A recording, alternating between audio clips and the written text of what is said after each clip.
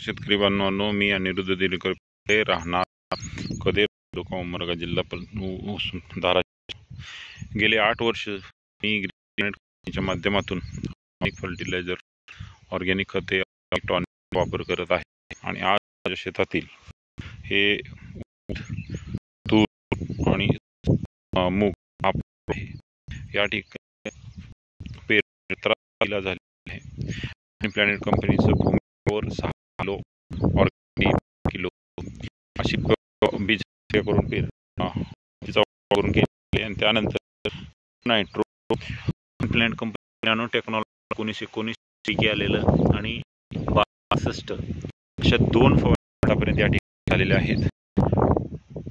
36 दिवसाचा आहे, सुंदर प्लॉट आहे। तुरीचा फुटवा जर बघितला तर बुडापासून फुटवा होत आहे। तुम्हाला कसं वाटला अवश्य